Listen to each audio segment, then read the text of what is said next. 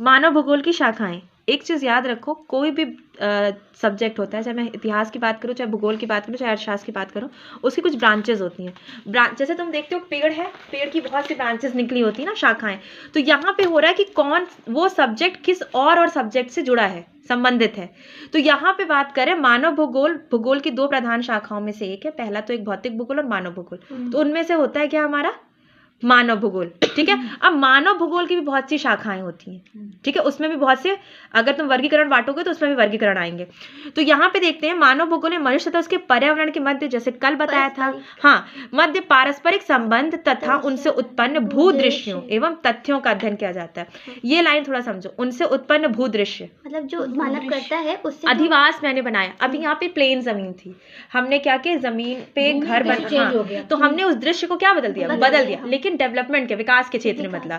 हम आगे बढ़ रहे हैं, क्योंकि हमने जब कल आपको पढ़ाया था तो बताया था भौतिक भूगोल और मानव भूगोल में मानव भूगोल ज्यादा प्रगतिशील है भौतिक भूगोल से। क्यों?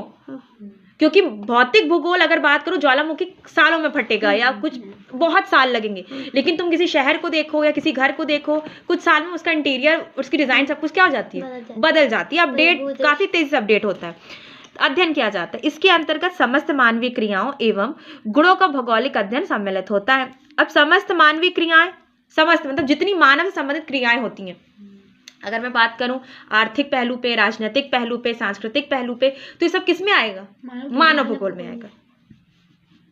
मानव भूगोल की शाखाओं में आर्थिक भूगोल, जनसंख्या भूगोल, अधिवास भूगोल। अधिवास क्या होता है? एक जगह को छोड़ के दूसरी जगह। नहीं, वो प्रवास होता है। अधिवास मतलब पैसों के कारण के लिए छोड़ दो। नहीं, अधिवास मतलब घर तुम्हारा, एक तरह से कहो ये शहरी अधिवास है, ये ग्रामीण अधिवास है। मतलब किस लिए छोड़ेंगे वो नहीं बता। नहीं, ये नहीं। अधिवास भूगोल, बस्तियां कैसी होती हैं, गुच्छित और पल्लीकृत, तो ये सब क्या है, ये अधिवासी तो हैं। तो कौन बना रहा है? मनुष्य। प्रकृति ने बना के भेजा नहीं है, मानव बना रहा है, ठीक है। राजनीतिक भूगोल, जैसे मैंने कहा बॉर्डर्स बटे हैं, ठीक है। सामाजिक भूगोल, मैंने कहा जैसे कम्युनिटी होती है हमारी, ठीक। सांस्कृतिक, कल्चर जो कल बताया था। ऐतिहासिक भूगोल, ये बहुत इंपॉर्टेंट है। जो हमारा आज का भूगोल है वो हमारे कल के लिए इतिहास हो जाएगा। जैसे कि बनारस, क्या बनारस?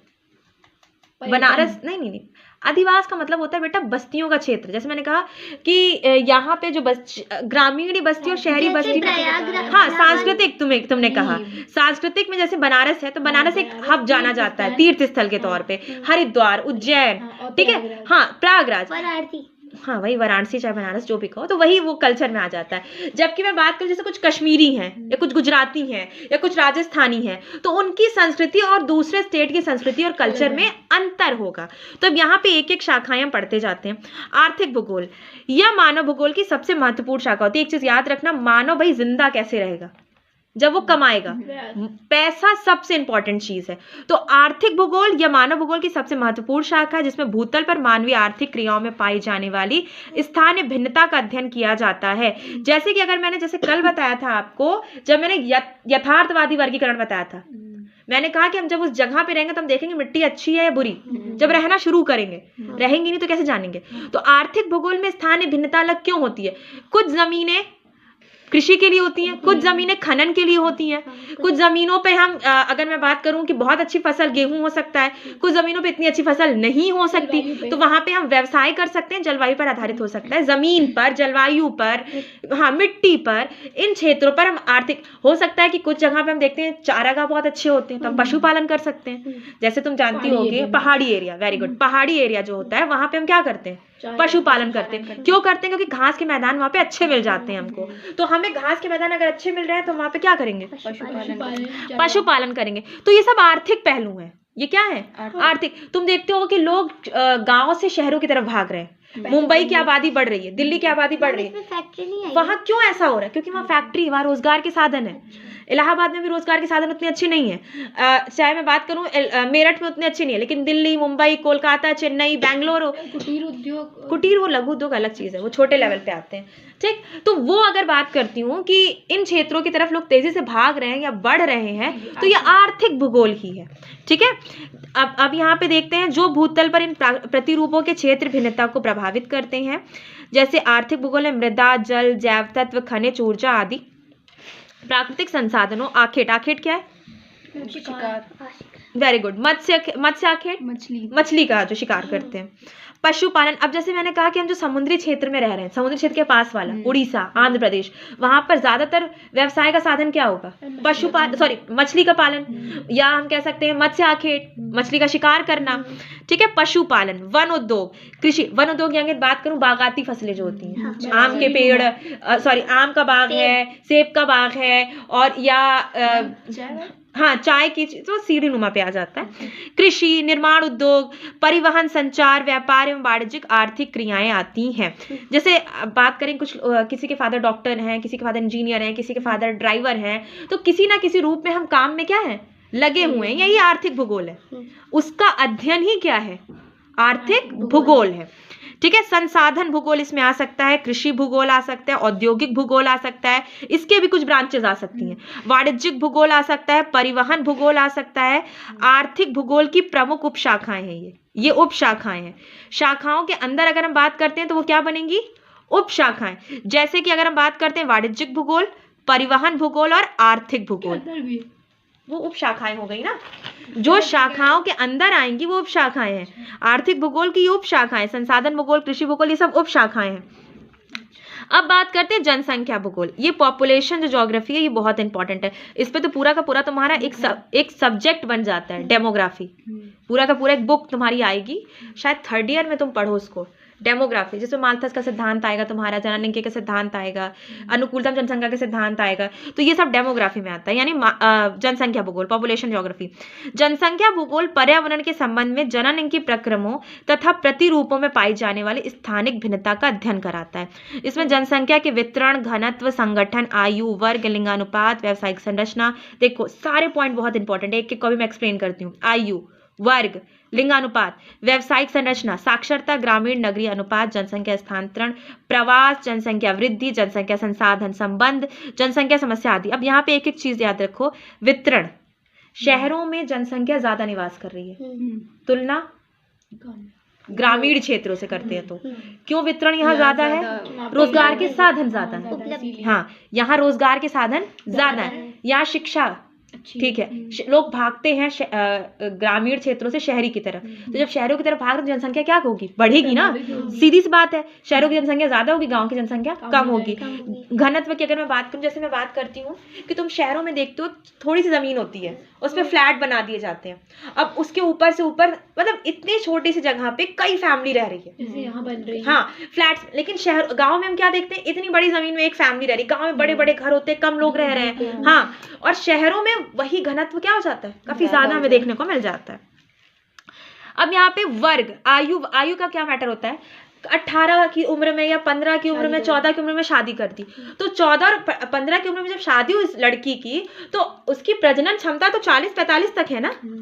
तो इतने से इतने टाइम के बीच में कितने बच्चों को जन्म दे सकती है, काफी बच्चों को जन्म दे सकती है। तो इसी के आधार पर हम देखते हैं आयु भी एक बहुत इंपॉर्टेंट होती है। ठीक है, वर्ग की अगर मैं बात करूं, तुम देखते होगे कि जो थोड़ी बड़ी कास्ट होती है या थोड़ी ऊंची कास्ट होती है, थोड़ी क्वालिफाई होती है पहले से, तो उनके यहाँ बच्चों की संख्या, नंबर थोड़े कम होते हैं। ठीक है, लिंगानुपात। अब एक चीज देखो कि एक बेटे के चक्कर में एक फैमिली में कई बेटियां हो जाती हैं, होती हैं। 5 बेटी हुई, एक बेटे की वजह से 3 बेटियां हुई, एक बेटे की वजह से, लिंगानुपात क्या होगा, ज्यादा कम रेशियो हो जाएगा। तुमने देखा होगा कि लड़कियों को गर्भ में ही मार दिया जाता है, ठीक है, उन्हें पैदा करने ही नहीं दिया जाता, या उन्हें पढ़ाया ही नहीं जाता, मतलब बहुत सी चीजें ऐसे देखने को मिलती हैं। तो इनबैलेंस रहता है किसके बीच में, लड़का और लड़की के बीच में। नहीं, लेटेस्ट जो नंबर चल रहा है उसमें लड़कियों की संख्या कम है। लड़कों की पता है तुम्हें, जो लेटेस्ट हमारा जो चल रहा है उसमें तकरीबन हर 1000 पुरुष पे तकरीबन 946 स्त्रियां हैं। तो यानी 54 लड़के तो बिना शादी के मर जाए। लेकिन पता है हमारे यहाँ क्या होता है कि लड़का अगर 35 का है तो लड़की 25 की है तो चल जाएगा, अगर लड़की 35 की है, लड़का 35 का है तो ये मैटर क्रिएट होगा। पर हमारे ऐसा नहीं होता। अगर लड़की की भी उम्र 35 है और लड़का भी 35 का ही हो, तब ये प्रॉब्लम सामने आएगी। क्यों? क्योंकि हर साल के हिसाब से यहाँ पे लिंगानुपात अलग है ना, लेकिन हमारे ऊपर नीचे देख के कर दी जाती है। लड़की की उम्र ज्यादा है, लड़की की कम है, हो जाएगी। अगर बराबर का मैटर हो, जितनी लड़के की एज है उतनी लड़की की भी एज हो, तो उसी वर्ष दोनों पैदा हुए होंगे, तो वो जो लिंगानुपात अंतर है वो हमें बाद में देखने को मिलेगा। लेकिन ऐसा नहीं होता हमारे यहाँ। ज्यादा होगा लड़के की उम्र क्या होती है, ज्यादा है, लड़की की कम है। चलो 26 की ना सही 25 की, 25 की ना सही 23 की, 24 की, 22 की, ऐसे करके शादियां हो जाती हैं। तो ये एक बहुत बड़ी प्रॉब्लम है, वो अलग चीज है। आगे बात करते हैं साक्षरता। व्यावसायिक संरचना देख लेते हैं। व्यावसायिक संरचना क्या कहती है? जितना ज्यादा अच्छा तुम्हारा व्यवसाय होगा, तुम्हारे पास इनकम ज्यादा होगी, तो अच्छा ज्यादा इनकम होगी तो ज्यादा बच्चे पैदा होंगे? नहीं। इंसान जब ज्यादा कमाने लगता है तो वो चाहता है कि अपने बच्चों को बहुत अच्छी से अच्छी क्वालिटी में चीजों को प्रोवाइड कराए। पता है हमारे यहाँ एक बहुत बड़ी प्रॉब्लम है कि हमारे यहाँ बच्चे इसलिए पैदा किए जाते हैं, लड़के खास करके, कि वो ज़ईफी में, कि वो अपने माँ बाप का क्या बने, सहारा बने। लेकिन बाहर की कंट्रीज की अगर मैं तुलना करूं इंडिया के अकॉर्डिंग, तो वहां पे बच्चों को ये सोच के पैदा नहीं किया जाता कि वो ज़ईफी में क्या करेंगे, हमारा सहारा बनेंगे। वहां पे पहले क्या किया था, शादी होने से पहले अलग कर देते, सेपरेट कर देते हैं कि तुम अपना देखो, हम अपना देख रहे हैं। वहां क्या है ना कि उनके पास पॉलिसीज हैं, उनके पास सिक्योरिटी है। ये प्यार मोहब्बत तो अलग की चीज है कि हम बुढ़ौती में ज़ईफ हो जाते हैं तो हमें अपने बच्चा चाहिए, हम अपने दादा पोती। असली मैटर होता है उनका, जो असली उनके माइंडसेट चल रहा होता है कि हमारा करेगा कौन, हमारी देखभाल कौन करेगा। तो बेटा चाहिए, बहू पास चाहिए, बेटे को अपने साथ रखना है, सर पे रखना है। वो पोता पोती मोहब्बत अलग चीज है।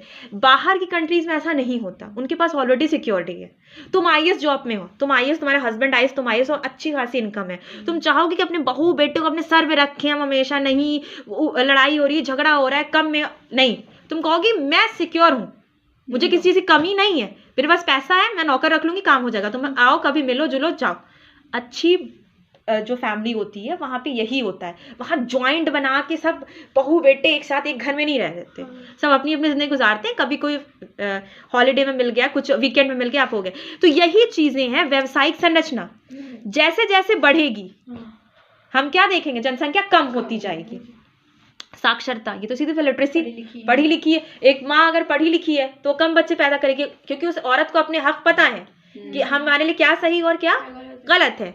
नगरीय और ग्रामीण नगरीय अनुपात, वही मैंने अभी कहा कि गांवों में बच्चे ज्यादा पैदा हो रहे हैं, शहरों में हम दो हमारे भी दो, यही वाली कंडीशन है। तो अनुपात में, लेकिन वो क्या हो रहा है ना कि वो गांव से जनसंख्या शहरों की तरफ बढ़ आ रही है, रोजगार की वजह से प्रवास बढ़ रहा है। ठीक है, जनसंख्या स्थानांतरण, अभी मैंने कहा प्रवास। देखो कई तरह के प्रवास होते हैं, माइग्रेशन कई तरह के हो सकते हैं, लेकिन दो बेसिक होते हैं, नेशनल इंटरनेशनल। नेशनल माइग्रेशन क्या होता है, हम पंजाब जाके बस गए, हम कश्मीर जाके बस गए। इंटरनेशनल, हम सऊदी जाके बस गए, हम ओमान बस गए, हम अमेरिका बस गए, हम न्यूजीलैंड बस गए। तो ये क्या है, इंटरनेशनल है। ठीक है, नेशनल में भी कई तरह के होते हैं। हम शिक्षा की वजह से प्रवास किया, हमने एजुकेशन के लिए, बाद में हम पढ़ लिया, हम वापस आ जाएंगे। हमने नौकरी के लिए प्रवास किया, ठीक है, शादी हो गई, परमानेंटली बस जाते हैं, परमानेंटली अलग होता है वो। जैसे कुछ प्रवास ऐसे होते हैं जो सुबह दैनिक होते हैं, तुम स्कूल के लिए निकली, फिर आ गए। हो सकता है तुम्हारा स्कूल इस सिटी से बाहर हो, कॉलेज मान लो कोई इंजीनियरिंग कॉलेज है तुम्हारा, या तुम्हारी जॉब इस सिटी से बाहर है। अक्सर तुम लोगों ने देखा होगा कि लोग ट्रेन का पास बनवाते हैं, आते जाते हैं, तो ये दैनिक प्रवास है। सुबह गया, शाम को चले गए, तो ये डायरेक्ट दिन भर का प्रवास है, परमानेंट प्रवास नहीं है। परमानेंट प्रवास तुम एक जगह पे पूरी परमानेंटली जाके शिफ्ट हो गई हो। पर्यटन स्थल के लिए प्रवास, मुझे देहरादून जाना है, मौसमी प्रवास जिसे कहते हैं। मौसमी प्रवास दो तरह का भी होता है, एक प्रवास मौसमी प्रवास, पहाड़ी मौसमी प्रवास होता है। पहाड़ी प्रवास क्या होता है, जब बहुत ज्यादा ठंड होती है तो जो ऊपर नहीं, ऊपर पहाड़ी क्षेत्र में लोग रहते हैं, वो पहाड़ी के नीचे आ जाते हैं, क्योंकि जैसे ठंड ज्यादा होती है ऊपर पहाड़ी क्षेत्र पे रहने वाले, हाँ, मौसमी प्रवास जब होता है, मौसमी प्रवास बोलते हैं मौसम के हिसाब से। लेकिन जैसे ही मौसम थोड़ा गर्मी का आया, वो वापस नीचे से ऊपर की तरफ शिफ्ट हो जाते हैं। इसी में एक प्रवास और आता है मौसमी प्रवास में, जैसे हम बहुत गर्मी हुई, मेरे पास बहुत पैसा है, मैं कश्मीर चली जाऊंगी, 2 महीना 3 महीना रही, पर्यटन के लिए 2 महीना 3 महीना रही, फिर मैं वापस अपने शहर आ गई। ठीक है, तो ये होता है। जैसे मैं बात करूं कि हमेशा अंग्रेजों ने 2 राजधानी बनाई थी, कौन कौन, कश्मीर, नहीं, शिमला दिल्ली। शिमला, गर्मी में वो शिमला से काम करते थे, दिल्ली, और गर्मी में वो शिमला से काम करते थे, और ठंडी में वो दिल्ली से काम करते थे। क्योंकि हमें पता है ना कि उनकी जो बॉडी स्ट्रक्चर, या मैं कहूँ कि उनकी जो शारीरिक स्थिति है, वो यहाँ के गर्मी के लिए बहुत सही नहीं है, क्योंकि वो हमेशा ठंडे प्रदेशों में रहते हैं। अक्सर तुमने देखा होगा कि पर्यटन क्षेत्र भारत में कब बढ़ता है, थोड़ा ठंडी में। ठीक है, माघ मेले में जो लोग आते हैं ठंडी के मौसम में आते हैं, जून में तुम्हें बहुत ज्यादा पर्यटन नहीं देखने को मिलेगा। ठीक है, अब बात करते हैं अधिवास भूगोल। अब यहाँ पे वो चीज़ आ गई है। अधिवास भूगोल क्या कहता है कि यह मानव भूगोल की एक प्रमुख शाखा है जिसमें ग्रामीण और नदी अधिवास की उत्पत्ति, विकास, अवस्थिति, प्रतिरूप, आकार्य वही चीज आ गई। आकार्य की कौन सी? गुच्छीकृत, पल्लीकृत, ठीक है, आकार्य की यानी चौकोर बसी है, अर्ध भीतर ना, हाँ उसमें आता है ना हाईवे के आसपास बसे हुए क्षेत्र, रोड के मेन रोड बनी थी, दूर दूर पे हैं, बहुत पास में हैं, तो उन सब चीजों पे आकार की प्रकार। स्थानिक संगठन आदि का व्यवस्थित अध्ययन सम्मिलित किया जाता है। अधिवास भूगोल की दो शाखाएं होती, ग्रामीण भूगोल और नगरीय भूगोल। ग्रामीण में कैसे गांव में भाई दूर दूर पे घर होते हैं, ठीक है, बहुत ज्यादा घनी बस्तियां नहीं होती, शहरों में घनी बस्तियां होती हैं, ठीक है। इसी में तुम्हारा मलिन बस्ती भी आता है अधिवास में। मलिन बस्ती क्या होती है? नाले के किनारे जहाँ पे अंधेरा हो, हाँ, और बदबूदार स्थिति हो, नमी हो, रोशनी ना आती हो, छत पक्की ना हो, हाँ टीन वाली हो, इसे हम कहते हैं मलिन बस्ती। जैसे कि मुंबई में, हाँ, एशिया की सबसे बड़ी मलिन बस्ती धारावी है। धारावी मुंबई की जो धारावी है, एशिया की सबसे बड़ी मलिन बस्ती है वो। हुई है। अच्छा हुई होगी भाई, ये मुंबई है। नगरीय आदिवासियों और नगरों का भौगोलिक अध्ययन आता है इसी में। उसमें एक मूवी की शूटिंग हुई जिसे ऑस्कर मिला था, स्लमडॉग मिलियनेयर्स, जो मूवी आई थी फ्रीडा पिंटो की। पता नहीं तुम लोग बहुत छोटे छोटे थे उस टाइम पे। पहली बार किसी इंडियन मूवी को जो ऑस्कर अवार्ड मिला था, ऑस्कर अवार्ड मिला था। पहली बार नहीं मिला? किसको मिला है बताओ? बहुत 90s की मूवी को भी मिला है। मुझे तो नहीं याद, मुझे तो फ्रीडा पिंटो की याद है। नहीं, नॉमिनेट हुई थी, अवार्ड नहीं मिला था। अच्छा, नॉमिनेट होना अलग बात है, अवार्ड मिलना अलग बात है। अभी एक सॉन्ग आया था, आर राजकुमार मूवी आई थी, मिला है? नहीं मूवी को नहीं मिला है, उसमें एक सॉन्ग है, सॉन्ग पे ऑस्कर मिला है। वो नाचो नाचो नाचो नाचो करके इसके टाइटल्स हैं, हाँ, तो उसी में मिला, कोई बात नहीं। तो उसको अवार्ड मिला, तो वो उसका सॉन्ग को मिला, पिक्चर को मिला। ऑस्कर विनिंग मूवी तुम्हारी ये थी स्लमडॉग मिलियनेयर्स, अच्छी मूवी थी वो, उस पे बेस्ड थी। वो जो लड़की का होठ कट जाता है, जो नहीं बहुत से बच्चे तुम्हें ऐसे मिलते होंगे ना जिनका यहाँ से आता है होठ अंदर से पूरा कटा होता है, वो बोल नहीं पाते हैं, काफी मुश्किल से बोलते हैं, उनके ऑपरेशन पे बहुत सेंसियर मूवी थी वो। ऑस्कर में ऐसी सेंसियर मूवी ही जाती है, तुम्हारी वहाँ लव स्टोरी नहीं जाएगी वहाँ पे। जैसे लगान नॉमिनेट हुई थी पर विनिंग नहीं हुई थी, लगान नॉमिनेट हुई थी। लगान वो जो जिसपे टैक्स सॉरी वो क्रिकेट पे थी मूवी, वो लगान नॉमिनेट हुई थी, अवार्ड नहीं मिला था, गई थी वहां तक पर अवार्ड नहीं मिला था उसको, ठीक है। आगे जैसे मैं बात करती हूँ अधिवासियों के राजनीतिक भूगोल। राजनीतिक भूगोल में राजनीतिक रूप से संगठित क्षेत्रों की सीमा, विस्तार, उप विभाग, शासित भूभाग, संसाधन, आंतरिक एवं बाह्य राजनीतिक संबंध आदि का अध्ययन होता है। जैसे मैं बात करूँ तमिलनाडु हो गया, केरल हो गया, दो स्टेट के बॉर्डर हो गए। जैसे मैं बात करूँ यूपी हो गया, दिल्ली हो गया, नोएडा लगता है, आप जानते हो, आप कोई कहता है हम नोएडा में है, तो नोएडा दिल्ली नहीं है, ठीक है, नोएडा यूपी है, नोएडा यूपी है, लेकिन वो दिल्ली के बॉर्डर पे ही है। अच्छा, एक्चुअल में क्या है ना कि जैसे ये दिल्ली का और यूपी का बॉर्डर है, तो यहाँ पे नोएडा है, ये दिल्ली का बॉर्डर है। नोएडा वाले की मुख्यमंत्री हमारे योगी आदित्यनाथ ही हैं। उनको जो भी फैसिलिटीज मिलेंगी वो योगी से ही मिलेंगी। उनका राब्ता किससे है? योगी से। तो ये जो राजनीतिक अधिवासों की कंडीशन है ये इसमें आएंगी, ठीक है।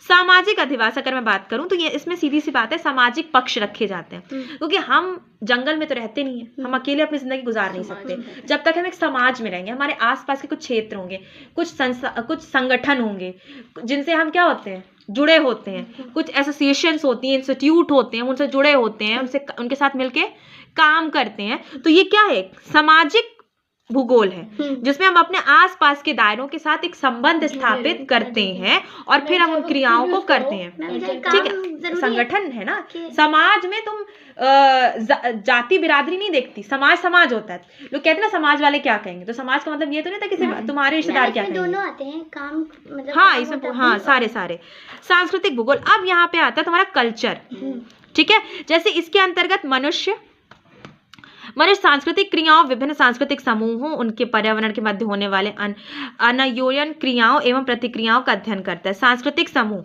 जैसे मैंने अभी बताया कि कश्मीरी है, वही जुड़ना पसंद करेगा कश्मीरियों के साथ, राजस्थानी है क्योंकि उसको लैंग्वेज पता है, उसका कल्चर पता है। जैसे मैंने कहा कि तुम भाई हिंदू हो तो हिंदू के साथ तुम्हारा एक शादी, तुम्हारे फैमिली में जो भी होगी वो हिंदुओं के बीच में होगी, मुसलमान हो तो मुसलमानों की, यही एक संस्कृति है, ठीक है। हम समाज है, हिंदू मुसलमान सब एक हैं, लेकिन हम हिंदू से उठ के मुस्लिम में शादी नहीं कर सकते, वो संस्कृति नहीं है हमारी। संस्कृति ये है कि आप अपने धर्म में ही शादी करेंगे, आपका जो कल्चर होगा।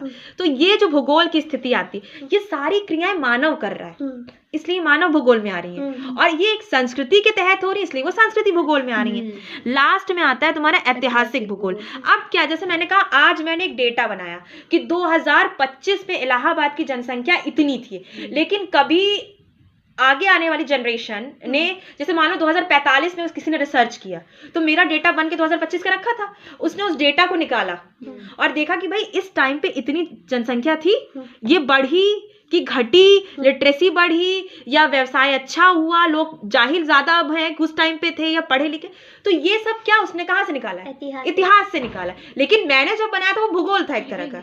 तो ये क्या है? ऐतिहासिक भूगोल। आपकी जो वर्तमान स्थिति से अगर हम भूत स्थिति में जाते हैं, यानी भूतपूर्व स्थिति में जाते हैं, और हम विवरण जब इकट्ठा करते हैं, आंकड़े इकट्ठा करते हैं, तो वो ऐतिहासिक भूगोल का हिस्सा होता है। समझ में आ गया? मैम इसमें ये नहीं आ सकता कि किसी नगर का नाम जैसे इसको कुछ तो और फिजिकल था। भूगोल में होना चाहिए था, ऐतिहासिक भूगोल नहीं, ऐतिहासिक भूगोल फिजिकल में कैसे हो जाएगा भाई? एकदम मैंने डेटा बनाया है, मैं मानव हूँ ना, हाँ। मैंने डेटा बनाया है, मैं इंफॉर्मेशन इकट्ठा करके रख रही हूँ, तभी तो वो इतिहास में प्रेजेंट हो रहा है ना। वो किसी ने बाद में उसको खोला, लेकिन वो कोई प्रकृति तो बना के गई नहीं, मैंने बनाया है उसको। देखो ना, इसके अंतर्गत ऐतिहासिक घटनाओं का विश्लेषण होता है। ऐतिहासिक घटनाएं वो जो हो चुकी हैं, उन घटनाओं का विश्लेषण होता है ना। तो जैसे कि पढ़ाई थी फिजिकल ज्योग्राफी में कि पर्वत पहले ऐसा था, उसकी जितना ऊपर वो अधोगत स्थिति में, वो नहीं यहाँ पे, वो तुम्हारे जब मैंने उसको पढ़ाया था बेटा, तो उसमें एक चीज पढ़ाई थी मैंने तुम्हें, मैंने कहा था युग बांटे हैं, क्रिस्टेशियस युग, युग इतिहास भूगोल में युग अलग चीज है। युग की बात है कि भाई करोड़ों साल का एक युग बना, और उस युग में हिमालय पर्वत जहां पे आज है, वहां पे कभी समुद्र था।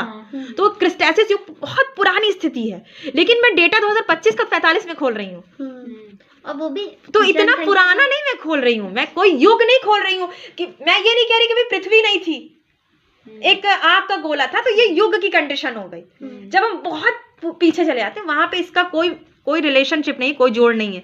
यहाँ पे हम मानव भूगोल पढ़े, तो मानव भूगोल की स्थिति ऐसी है। नहीं, ऐतिहासिक भूगोल अलग चीज है। तो यहाँ पे बेसिक है तुम्हारा, अगर हम बात करते हैं मानव भूगोल में, पहला अब तुम मुझे बताती चलो, आर्थिक भूगोल।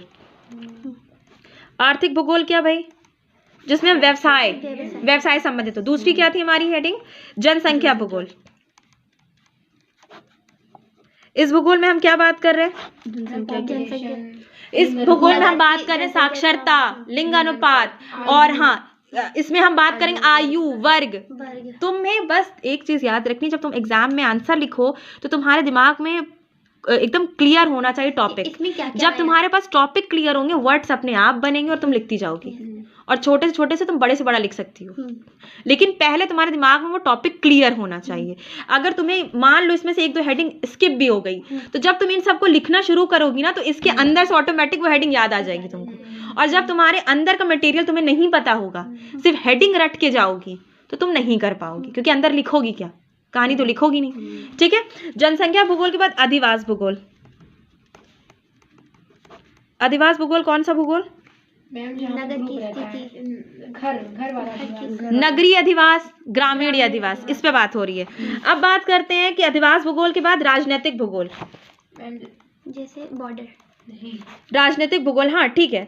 राजनीतिक भूगोल की बात करूं, जैसे हमने बॉर्डर बांट दिया, सीमा बांट दी कि भाई इस सीमा की स्थिति ये है, इस सीमा की यहाँ की प्रशासनिक व्यवस्था अलग है, यहाँ की प्रशासनिक व्यवस्था, दोनों मानव देख रहा है, दोनों मानव देख रहा है, चाहे तमिलनाडु हो चाहे केरल हो, मानव दोनों देख रहा है। लेकिन वहां के कार्य क्षेत्र और वहां की स्थिति दोनों अलग अलग होगी। मैंने अमेरिका, जैसे मैंने कहा कि भारत और पाकिस्तान की स्थिति, वो तो इंटरनेशनल हो गया। ठीक है। आगे बात करते हैं राजनीति में सामाजिक, एक समाज में रह रहे हैं, सामाजिक। समाज के बाद हम बात करते हैं सांस्कृतिक। सांस्कृतिक, जैसे मैंने कहा भाई राजस्थानी है, कश्मीरी है, तो वो एक साथ रहना पसंद करेगा। तो इन चीजों के बारे में बात करी मैं। और लास्ट में आता है हमारा ऐतिहासिक भूगोल। ऐतिहासिक भूगोल जैसे हमने जो आज का जो हमारा भूगोल है, ये कल का क्या बन रहा है? इतिहास बन रहा है। तो ये हमारा आता है ऐतिहासिक भूगोल। तो मानव भूगोल की ये प्रमुख शाखाएं होती हैं। मानव भूगोल की ये सारी आपकी कौन सी शाखाएं हैं? प्रमुख शाखाएं मानी जाती हैं। इसमें उप शाखाएं भी आती हैं। जैसे आर्थिक भूगोल में उप शाखाएं क्या आ रही थी? संसाधन भूगोल, वाणिज्यिक भूगोल, ये सारी उप शाखाएं आ रही थी। लेकिन शाखा क्या है? आर्थिक भूगोल। वाणिज्य भूगोल क्या होता है? वाणिज्यिक भूगोल बेटा वाणिज्य करना, व्यवसाय संबंधित काम, अच्छा। ठीक है। कृषि भूगोल, कृषि संबंधित, ये चीजें आ गई, ये सारी आपकी शाखाएं थी।